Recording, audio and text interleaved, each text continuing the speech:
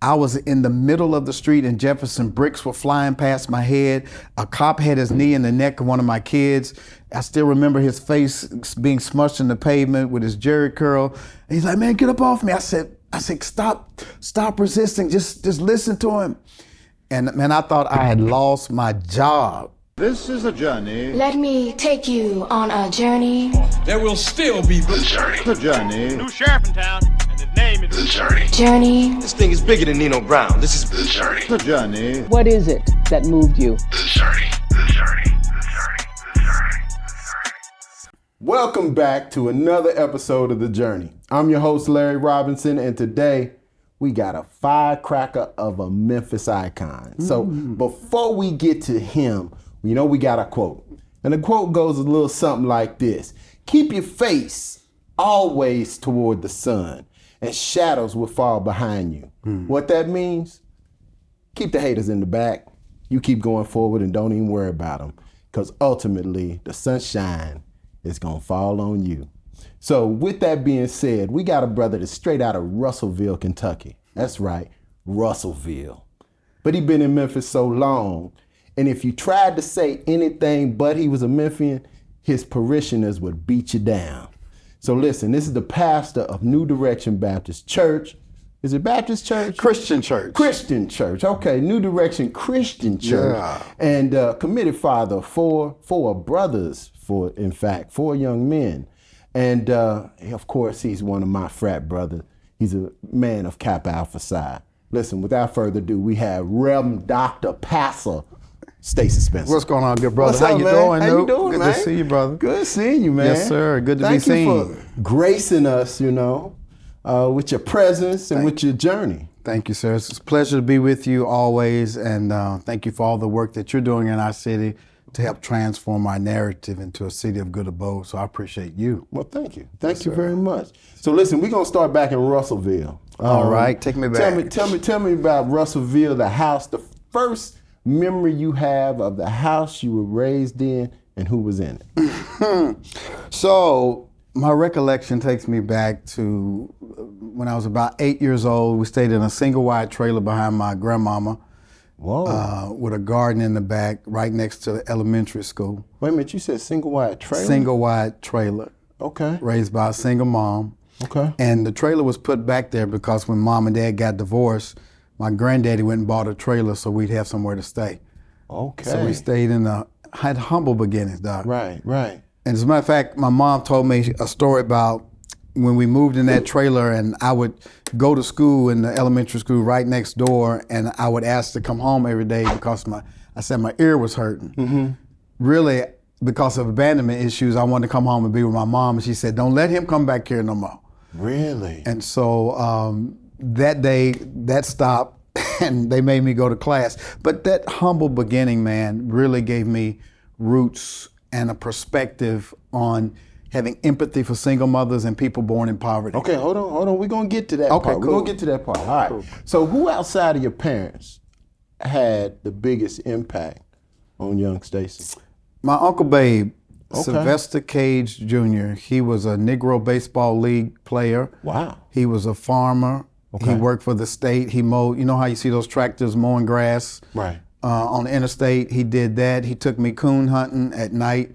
We would get in his pickup truck and go through graveyards and woods at night hunting raccoons. Wow. For meat and for fur.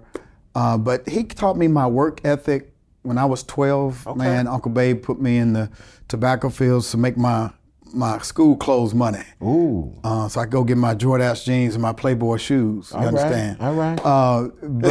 But no, he taught me my work ethic, taught me how to fish, taught me how to hunt, how to work, and I'll forever be indebted to my Uncle Babe. So where's Dad during this time? Dad is trying to figure himself out. He's a Vietnam vet. He came back traumatized, as most black men did. Right. He was already traumatized before he left, in the sense that he came from a broken family himself, and two broken people can't make it. Him and my mom were two young people who were in love but broken.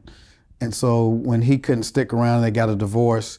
He struggled in the wilderness until accepting his call into ministry when he was 36. Also, you were pre-PK But it was after the fact. After the fact, yeah. Okay. As a matter of You fact, wasn't born a PK. No. I was out in the streets trying to follow his path when he got called and did a 180, and then he gave me a Bible for Christmas, and I was mad. Like, dude, why you give me a Bible for Christmas? But that Bible was probably the best thing that he ever gave me. But Daddy and I reconciled later on when I was in my 20s. Okay. How different are you from the person you dreamed you would be as a kid? Well, I wanted to be the seventh member of New Edition. And so, I thought when Bobby left, they would have gave me a call, but it didn't happen. Okay. Instead, I got a call from the Lord. I majored in broadcast communications at Western Kentucky University. Okay. And I thought I'd be telling the news on a local TV station, but the Lord wanted me to preach his good news. So I accepted my call to preach when I was a junior at Western Kentucky University. Really? Mm-hmm. It was a 180, and so people, even my frat, were like, "Man, are you okay? Right. You don't party no more. You don't listen to music. You're not the same." So I had a radical lifestyle change my junior year, and I truly know it was God because, Larry, I stopped everything. I stopped having sex. I stopped listening to secular music. I stopped going out to kick it, and that lasted. What happened? I mean, the Lord.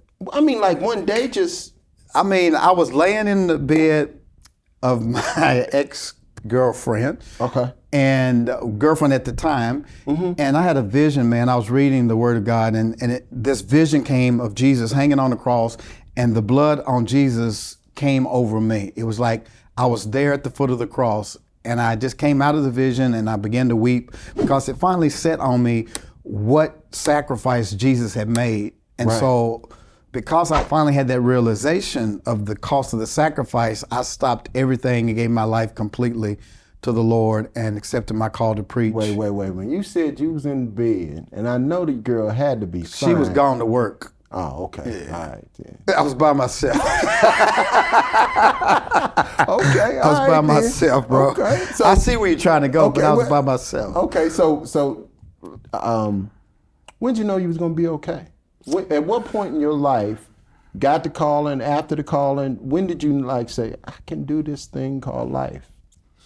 Man, I think it all came together, when I gave my trial sermon. So when I gave my trial sermon. What church was that? This was Cedar Grove Baptist Church in Olmsted, Kentucky, which is the rural part of Russellville. Okay. Russellville is already rural, but this is the rural. Gravel parking lot, cemetery in the back of the church, right? Little small church.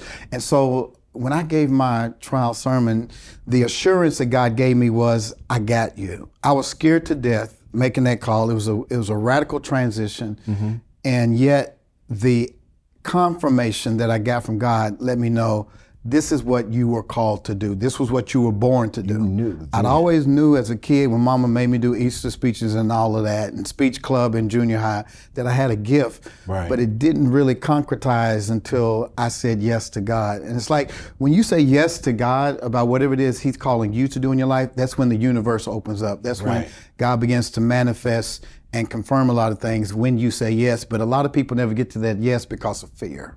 Right.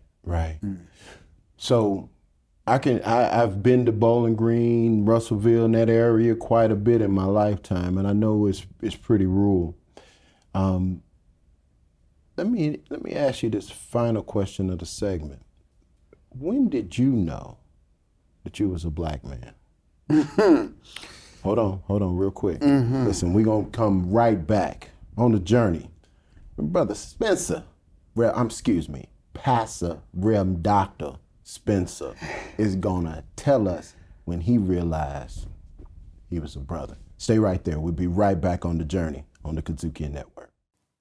For 40 years, the Mid-South has turned to Regional One Health's Elvis Presley Trauma Center in times of crisis. For 40 years, we have turned despair into hope, pain into peace, adversity into triumph. We're proud to serve as the Mid-South's only Level 1 trauma center, and to measure our success not by the patients we see, but the people who walk out our door. Regional One Health, specializing in tomorrows.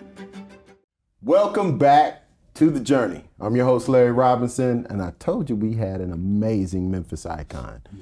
Rev. Dr. Pastor Stacy Spencer, New Direction Christian Church. So, listen, we talked about on the other side when you realized you was a black man. We're gonna hold off on that for a second. I need to know, what's your superpower? What's that thing that you can do better than anybody that you've met, or that thing that just is just an anointing on you? Man, I could see something, hear something, and give it a gospel spin, whereas most people just see a movie. I see a message. Shakespeare said that sermons are written in stones, and if you listen hard enough, you can hear rocks speak out. So for me, my superpower is being able to look at culture and interpret what God is saying through culture and give it a spin to where it's real, relevant, and raw. Give me an example. So one of my favorite sermons I've ever preached is about the Matrix. Okay. You know, when Neo has the red pill and the blue pill. Right. And it's all about choices, right? We can either stay self-medicated by taking the blue pill and going back and being a part of the Matrix, been inundated with what culture says we should be, or we can take the red pill, which is symbolic of the blood of Jesus, and be awakened to the things that we've been asleep to. And so when I used that analogy of the red pill and the blue pill and brought it to church, I had the people at the end of the sermon come up and select, which pill are you going to take today, the red one or the blue? And I had red jelly bean and a blue jelly bean bowls, and people had to choose whether they're going to wake up or go back to sleep. Oh, that's awesome. Wow. So it's just a little example. So if someone came up to you, you walking down the street, you walking in Timely Park in Memphis, and said, "Hey man, who are you?" What would be your response? As to who I am? Yep. I'm just a nobody trying to tell everybody about somebody who can save anybody. I would just begin to have a conversation and ask the person about themselves, because it's not about me. It's about how I can help other people. And as Dr. Martin Luther King Jr. said, if I can just help somebody, then my living will not be in vain. So it's never been about who I am, but more about who I represent, and that's Jesus Christ. Okay. Last time Stacy Spencer got a butt whooping? A literal butt whooping? Or figuratively? Probably when I was 16 years old, my mama slapped me for getting smart. I thought I was grown. Really? And I got mad and tore my New Edition poster off the wall, and I had to be pretty angry for that. Mad. And so Mom said, "Oh, we tearing posters down?" So she snatched all my Right On magazine, and I knew then that I had to navigate this thing called being a teenager a little bit different. But no, that's the last physical whooping I took. But you know, life has a way of whooping you. Oh yeah. You know, and so I've had plenty of those. Okay. Okay. Now you had quite a route as a youth pastor. You were in Louisville as a youth pastor. Then you came to Mississippi Boulevard. Was that direct from Pastor Cosby Church? I can't. St. Stephen Baptist Church. St. Stephen's, yeah. To Memphis. Right. What made you decide? When did you know that it was time to become a senior pastor? That moment that said, okay. That's a good question. You know, when I went to seminary, right out of Western Kentucky, I went to seminary to work on my master's, and the whole intention was I wanted to get educated so I could become a pastor, a senior pastor. But the route that God had was different from the one that I had for myself. Right. And so Dr. Cosby asked me to be his youth pastor, and so I'm thinking this was just a stepping stone to what was next. But I stayed there for 6 years. Right. And then Dr. Alvin O'Neill Jackson called me to Memphis to be a youth pastor, and I told him no the first time he called me. And then one of our frat, Jimmy Cowan, who's a medical doctor here, he said, "Stacy, what you been up to?" And I said, "Well, some guy called Alvin O'Neill Jackson Kentucky State grad. called me." Jimmy Cowan. Oh yeah? Yeah. Good brother too. And he good, called, good. he said, "Wait a minute, who called you?" I said, "Dr. Jackson." He said, "Man, Mississippi Boulevard, you gotta call him back." And I said, "Huh?" He said, and I was like, whatever. I brushed off. Jimmy went to Memphis that weekend. He was in Louisville. Right. His kids were in my youth ministry. And he came back, he said, "I went to Shoney's, bro, in Whitehaven. Guess who I saw?" I said, "Who?" He said, "Dr. Alvin O'Neill Jackson." We sat down and talked about you for an hour. You got to call it back. Wow. And so I saw that, Larry, as God, right? So I called Dr. Jackson back. By that time, he was a little skeptical. He was like, well, we'll bring you down for an interview and we'll see how it goes. Right. I came down to Memphis, fell in love with Pastor Jackson, fell in love with Mississippi Boulevard, went back and told my pregnant wife, baby, I think we're going to go to Memphis. She came down with the interview. They fell in love with her. We fell in love with the church. I came and accepted. Then Larry, 2 years later, Pastor Jackson leaves Mississippi Boulevard. Right. I'm like, what in the world? Right. I don't think I would have came if I would have known he was leaving. Right. And so God does that. He will hide what's next for you, because if you knew all that you had to go through, you might say no at the front. Absolutely. So when I said yes, I came here and we had a very successful youth ministry, about 300 kids a week. I was seeing kids from Dixie Homes, New Chicago, and some people watching may remember how contentious it was between Dixie Homes and New Chicago, Right. Vice Lords, GDs, two Right. different Very much subsets so, of the yes. community. And man, they got into a fight one night before police were putting knees on necks and killing folk. I was in the middle of the street in Jefferson. Bricks were flying past my head. A cop had his knee in the neck of one of my kids. I still remember his face being smushed in the pavement with his jerry curl. And he's like, man, get up off me. I said, stop resisting. Just listen to him. And man, I thought I had lost my job. Pastor Jackson called me on the phone the next day. He said, Brother Stace, you all right? And I said, yes, sir, I'm all right. He said, listen, what happened last night comes with the territory. Wow. You're doing a radical thing by reaching out to these young people. Most people would be afraid to deal with these young folk, but you're out there loving on them and sharing the gospel. He said, I'm proud of you. And I was like, I still got a job. Wow. So, quick story. Mm-hmm. My son was one of those kids that actually, well, the kid that led us to Mississippi Boulevard as a family. Wow. He found something in you that truly he hadn't found anywhere. I mean, you're talking about a kid who had no interest in church or anything. He was, hey, what y'all doing? It's time to go to church. Wow. And so, and then on Wednesdays, it was like, I got to go to church. I got to go to youth ministry. And that was all because of you. And Amazing. you are the reason that we're still in Mississippi Boulevard. Wow. Amazing. Yeah. So listen, we ended the last segment with, when was the moment you realized you were a black man?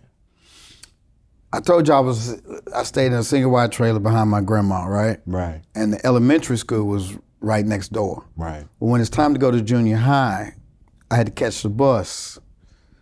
And the very first day I got on the bus, the white bus driver who parked his car in my grandmama's grass would park his car, get the bus, and come in and do his route.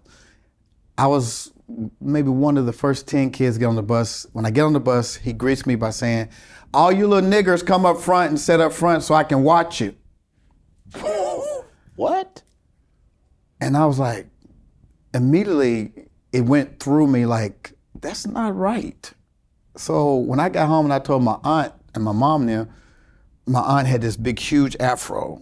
It was like 1979, Angela Davis. you know. She was like, she did what? So man, when I got on the bus after school the next day, my aunt was standing in front of the bus like this, and she went and confronted that bus driver and gave him the business. But that was the day that I recognized that there's something different being in a predominantly white area, predominantly white school. Right. That from that day forward, the scales have fallen from my eyes. I remember going to spend the night with white friends, and then at a certain age, those invitations stop. Because when you get to junior high and high school, there's this stark realization that black and white people can't commingle in the rural South. And so my friend circle shifted and changed, and all the black kids would sit at their table, white kids sat at their table. So that's when I first knew. Wow. That's got to be pretty traumatic. Talking about an ace. Fondest memories of that time in your life? Fondest memories, man, was just, hip hop just turned 50. I was a child of hip hop, man. Always going back to Run DMC. I remember Run DMC coming to Clarksville, Tennessee, to a record store, and I got my my senior memory book. I got the Run DMC tickets in there, and I got their signature, where I got their autograph. And I remember, and I heard Mike Bivens speak about this the other day. It was New Edition, Run DMC, Fat Boys, LL Cool J on the same ticket. Now, what was crazy about that concert, and that's why I fell in love with New Edition, is that I didn't know that the only way that hip hop was able to make it to the large stage was through New Edition, because the rap acts were considered dangerous. Right. They were considered street and thugs. And so New Edition opened up the venue to say, hey, Run, LL, Houdini, y'all come with us. And that's how we got. So me growing up, a child of hip hop, going to parties in the backyard with the big jam box, man, that was music. You know what I mean? That was that culture really cemented who I am as a person even to this day. So my fondest memories is breakdancing, wearing my muscle shirts with my spike belt, you know, pop locking and going to parties and wearing fluorescent shoestrings. Pop locking, yes, sir. doing the dolphin, all of that. Oh wow! So it was that era, the '80s was everything for me. I'll always remember those days. What was it like transitioning to adulthood? You mentioned your wife, and she was pregnant upon the transition to Memphis. When did you see that lady and say, "That's her"? Man, it was in college, Western Kentucky University. I was a junior. Rhonda was an incoming freshman. And I was chaplain of our Amazing Tones of Joy gospel choir. Okay. And I was sitting in the choir stand, I saw this new girl come. Really, I saw her before that. I saw her during orientation. Okay. But when I saw her walk through the door, I leaned over and told a friend of mine, I said, that's gonna be my wife. Really? Now the problem was I already had a girlfriend. but we were on the end of our thing, and so when I saw her, I said, "That's gonna be my wife." I never said that about any girl in my life. Right. And it turned out to be true. And Rhonda has been there since 1988. We celebrate 30 years of marriage. 30. 9/11 of September. We celebrate 30 years of marriage. We've been knowing each other since we were teenagers. Wow. Yeah. Wow. So 4 boys, 3 Kappas. Yeah. Of those 4 boys, how do you manage the different personalities, different experiences, being very different as individuals? How, as a dad, do you manage those boys? You know, man, it's funny you would ask that question because I'm the only extrovert in my house. Are you serious? We took a personality assessment. My wife and my boys all have the same personality, super introverted.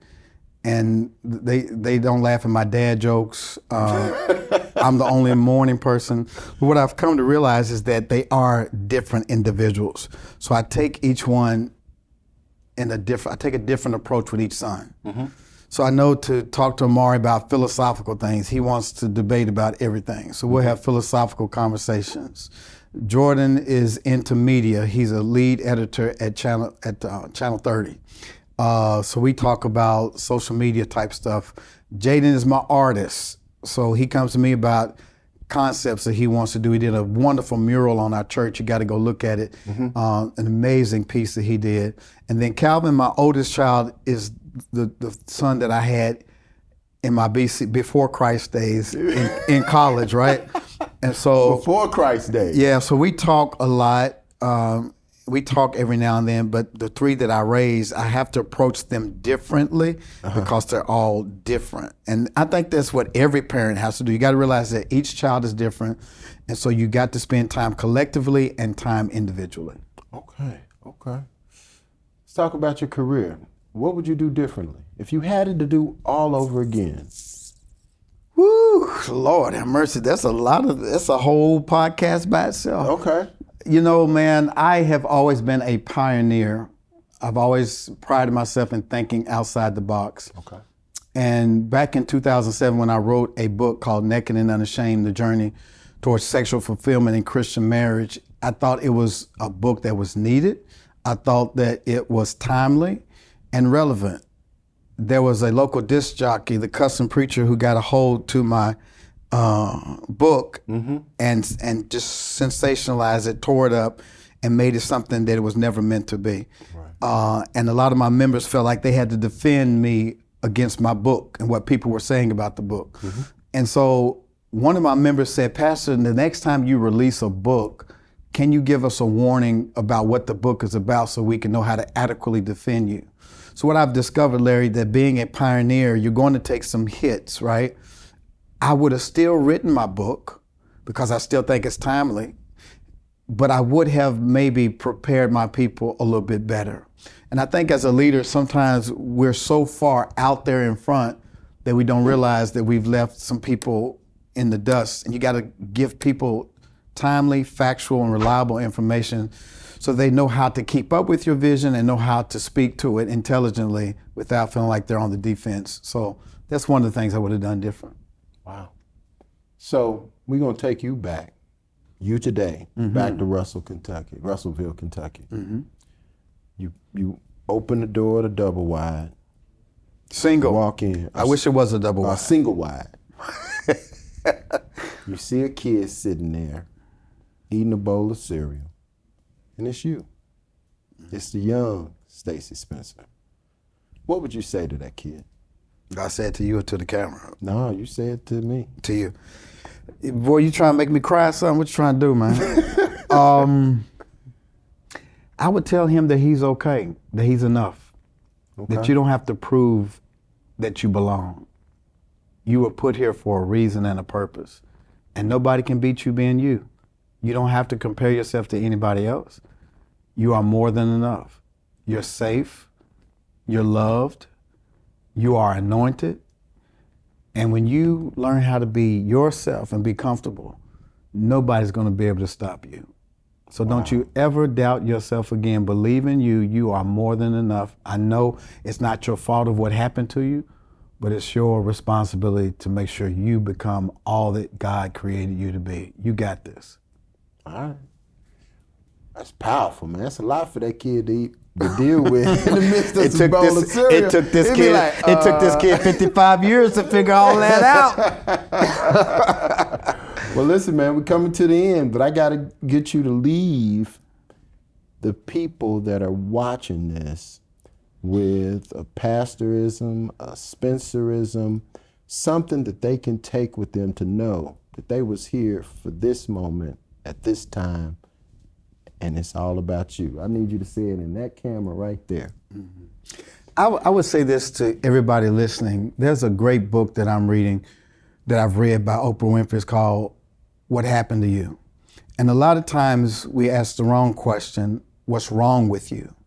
Because what happened to you has to do with how you keep showing up. And going back to what the question was about me, what would I say to the younger me? I want you to go back and talk to the younger you and tell the younger you, there's nothing wrong with you. It's what happened.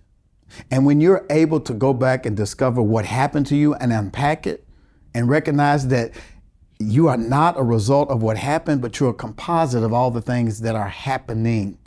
Romans 8:28 says that all things work together for the good of those who love the Lord and are called according to his purpose. It takes all kinds of ingredients to make a cake. Sugar, flour, salt, eggs, sour cream. None of that stuff tastes good by itself. But you put it all together and you have a wonderful cake. So all of the things that happened to you were meant to make you who you are. You are more than enough. You are above and not beneath. And I want to let you know, it ain't about what's wrong with you, it's about what happened. And all of that is working out for your good. So be encouraged, you're more than enough. I'm not going to say anything beyond that. Listen, this is The Journey with my brother. Pastor Stacy Spencer. Appreciate you, bro. Thank you. Thank you very much for sharing your journey. Yes, sir. And listen, we're going to keep bringing them back. We're going to keep bringing them back.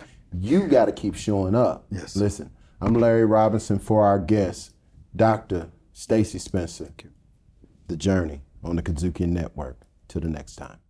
Thank you to our partners, the Delta Boulay. To hear more incredible stories like this, be sure to download the Kazukian app from the App Store or Google Play. Or check out the Journey Memphis podcast on all your major podcast providers. Also, check us out on the Kazukian Network.